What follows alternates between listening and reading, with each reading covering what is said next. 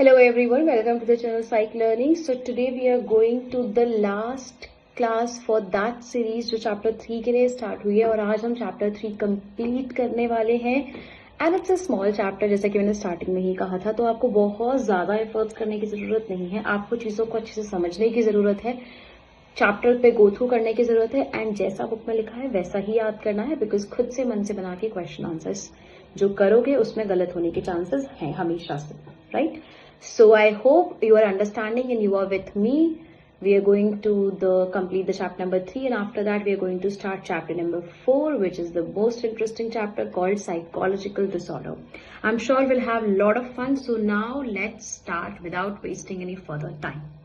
Okay, so अभी तक हमने ये किया कि स्ट्रेस क्या होता है, स्ट्रेस के टाइप्स क्या होते हैं, स्ट्रेस किस किस वजह से होता है, क्या क्या रीजन उसके हेल्थ में आते हैं और क्या क्या उसकी वजह से हमारी बॉडी में इम्पैक्ट आता है. और अब हम ये करने वाले हैं कि हम स्ट्रेस से कोप कैसे कर सकते हैं.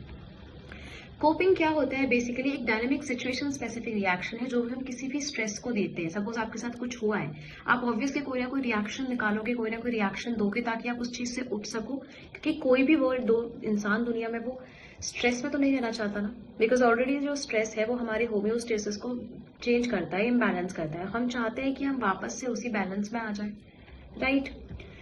So first we have as a task oriented strategy.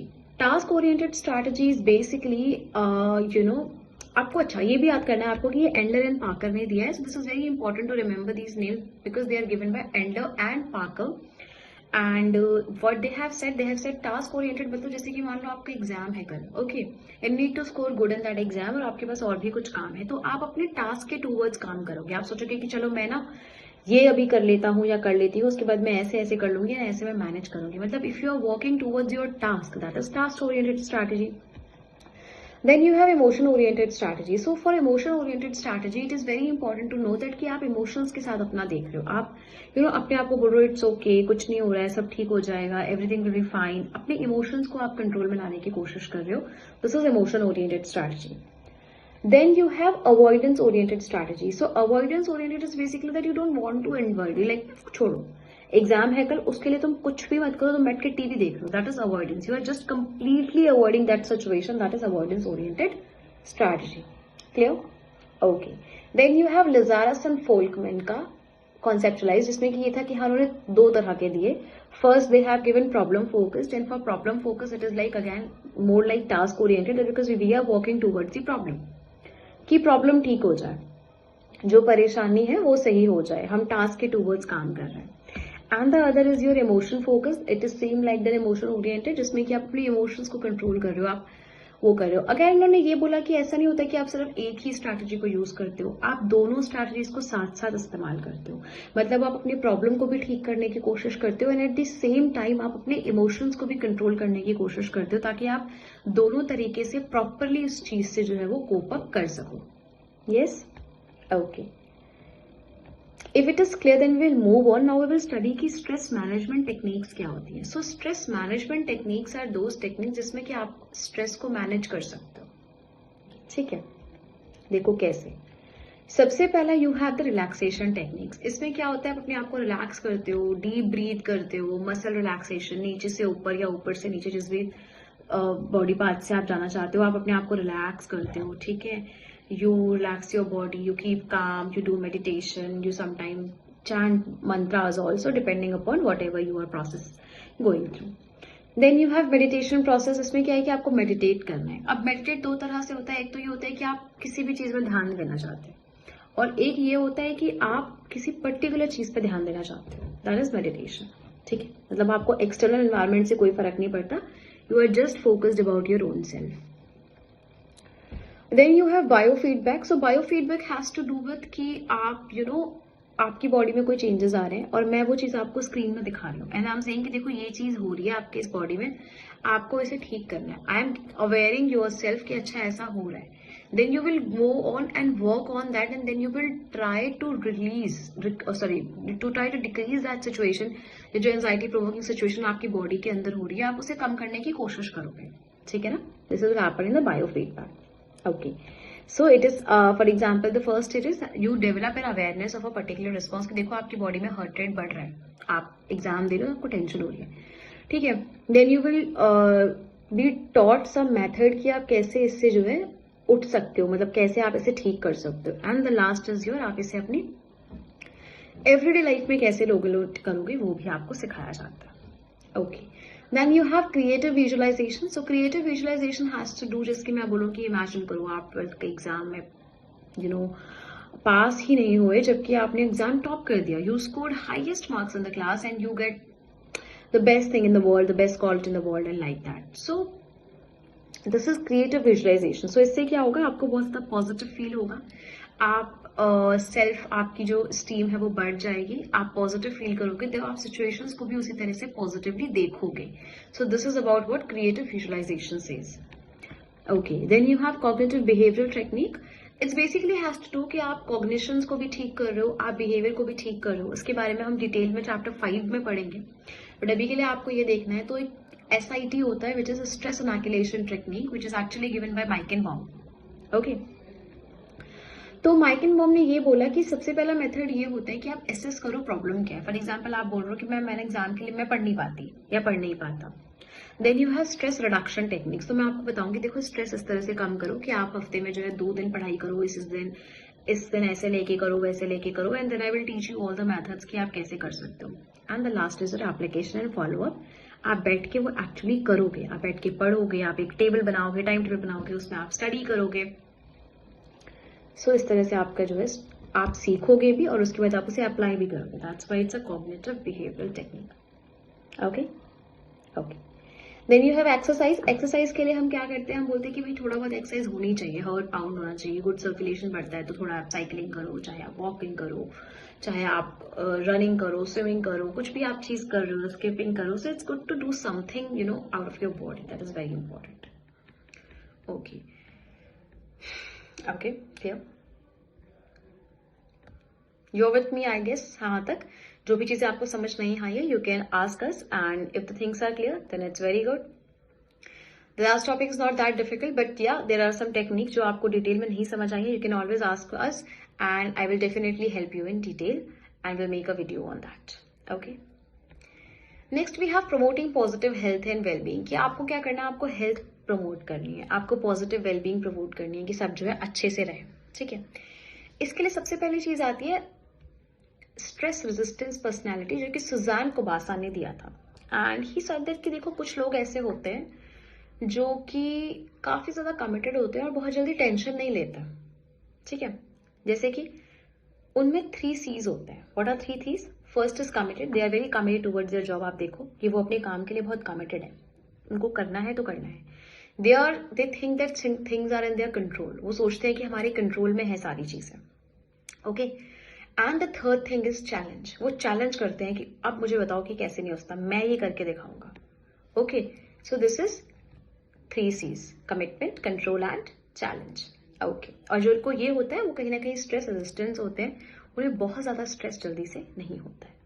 Right, then we have some life skills. अब देखो हर कोई तो ये पर्सनालिटी के साथ मतलब बॉन्ड नहीं होता है, हर किसी के पास ये स्ट्रेस रेजिस्टेंस पर्सनालिटी नहीं होती है। तो उनके लिए हम क्या कर सकते हैं, उनके लिए हम कुछ लाइफ स्किल्स डेवलप कर सकते हैं, खुद के लिए आप कर सकते हो। देखो ये तो ध्यान से सुनना बेटा। देखो अब क्या है ना कि ये स्किल्स आपको खुद के लिए भी बहुत जरूरी है लाइफ में, आप ये अपनी लाइफ में भी अप्लाई करो जब से आप इसे पढ़ रहे हो उसके बाद से।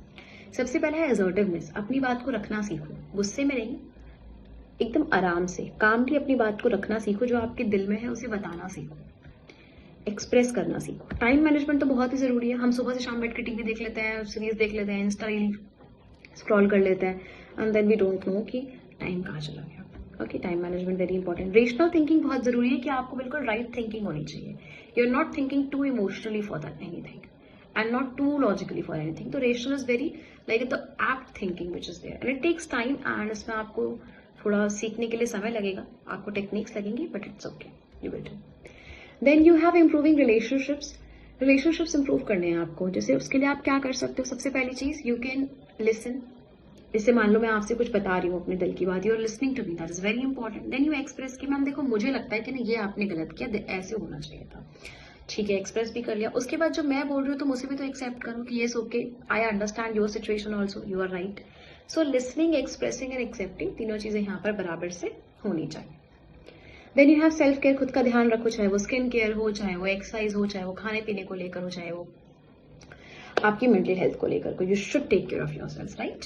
Okay, then you have unhelpful habits को आप ओवरकम करना। जैसे कुछ लोग होते हैं परफेक्शनिस्ट कि 100 on 100 चाहिए, बिल्कुल लाइन इतनी होनी चाहिए, ऊपर नीचे नहीं हो सकती है। दैट इज प्रॉब्लमैटिक, क्योंकि ये तो सही नहीं है ना, इतना ज्यादा अगर कोई चीज होती है तो। और ऐसे लोग दूसरे के साथ काम नहीं कर पाएंगे, सोसाइटी में एक्सेप्ट नहीं कर पाएंगे, तो it's not good. Okay, then you have avoidance. आप बिल्कुल ही अवॉइड कर रहे हो कि भाई मुझे काम करना ही नहीं है, मतलब अब एग्जाम है छोड़ दो, बस एग्जाम को भूल ही जा रहे हो आप बिल्कुल अवॉइड कर रहे हो, वो भी सही नहीं है। Then you have procrastination. So procrastination में क्या होगा, बोलेंगे हाँ कल कर लेंगे, कल कर लेंगे, हमेशा होता है ना, असाइनमेंट हमेशा लास्ट डे में कंप्लीट होता है, राइट? हाँ, तो प्रोक्रेस्टिनेशन, कल कर लेंगे, कल कर लेंगे, कल कर लेंगे, and the day comes, exam देना है और पूरा फाइल पड़ा हुआ करने के लिए, दैट इज प्रोक्रेस्टिनेशन। ऐसा नहीं करना है, इन आदतों से बचना है। Okay, now you need to remember कि जो हमने करे ये सब लाइफ स्किल्स थे, इनको दूसरे टेक्निक्स के साथ, जैसे कि जो हमने ऊपर स्ट्रेस मैनेजमेंट टेक्निक्स करी, उनके साथ मिक्स नहीं करना है, और जो हम आगे पढ़ने जा रहे हैं उनके साथ भी मिक्स नहीं करना है। Okay, let's move on. So first, the third actually is the positive health को फैसिलिटेट करने के लिए क्या क्या चीजें हो सकती हैं। अभी आप अलग अलग याद करो, ये पॉजिटिव हेल्थ के लिए है, ठीक है? सबसे पहला क्या है, एक्सरसाइज करो रेगुलर, अच्छे से, नॉर्मल, बढ़िया तरीके से। Then you have jogging, swimming, cycling, whatever. Then you have positive attitude, चीजों को पॉजिटिव नजरिए से देखो। हर किसी को बोला हाँ कोई बात नहीं, अच्छा है, पॉजिटिव तरीके से देखो। पॉजिटिव थिंकिंग इसकी, अपनी सोच को पॉजिटिव रखो, अपनी कॉग्निशन ऑप्टिमिस्टिक रहो बहुत ज्यादा कि इट्स ओके, हो जाएगा। अपने लिए भी, हर चीज के लिए भी ऑप्टिमिस्टिक रहो, पॉजिटिव थिंकिंग रखो। Then you have social support. Social support is basically कि आपके पास ना सपोर्ट होना चाहिए। एक होता है परसीव्ड सपोर्ट, जो एक्चुअली में आपके हेल्प करते हैं लोग। सोशल नेटवर्क क्या होते हैं, इंस्टाग्राम पे आपके कितने followers, 1000, 2000, 3000 maybe, and help की जरूरत पड़ती है तो नोबडी इज देयर। तो सोशल नेटवर्क से ज्यादा परसीव्ड सपोर्ट बहुत इंपॉर्टेंट है, राइट? तो try finding that. Then you have social support में 3 तरह की चीजें हैं। First you have tangible support, जैसे कि पैसा, गाड़ी, घर, मकान, anything which you can touch, you can feel, you can see. Third is your informational, knowledge देना, जैसे कि मैं आपको नॉलेज दे रही हूँ अभी, ठीक है? कोई फॉर्म्स आते हैं एग्जाम के, तो वो हम आपको बता रहे हैं, that is informational events. The third is your emotional support. Emotional support is basically what? Emotional support is कि आप जो है आपको लोग वो कर रहे हैं कि कोई बात नहीं, हम आपके साथ हैं, it's okay, everything will be fine. तो वो सपोर्टिव दोस्त होना बहुत जरूरी है, तभी हम इमोशनली सपोर्टिव फील करते हैं। अदरवाइज भी फील नहीं कि हमारे साथ कोई भी नहीं है। और दूसरों से इमोशनल सपोर्ट लो और दूसरों को दो भी। सो एक अच्छा सोशल नेटवर्क बनाने से हर किसी की मेंटल हेल्थ पॉजिटिव रहती है। एक लास्ट टॉपिक छोटा सा है, रेजिलियंस एंड हेल्थ। देखो, रेजिलियंस बेसिकली ये होता है कि कोई बहुत बड़ा ट्रॉमा हुआ आपकी लाइफ में, ठीक है? उस ट्रॉमा से आप वापस आ पाए या नहीं आ पाए, दैट इज योर रेजिलियंस, ठीक है? अब रेजिलियंस में 3 रिसोर्स है कि आई हैव, मेरे पास क्या क्या है, मेरे पास क्या क्या चीजें हैं, क्या क्या लोग हैं, ठीक है? कितने लोग हैं, क्या है।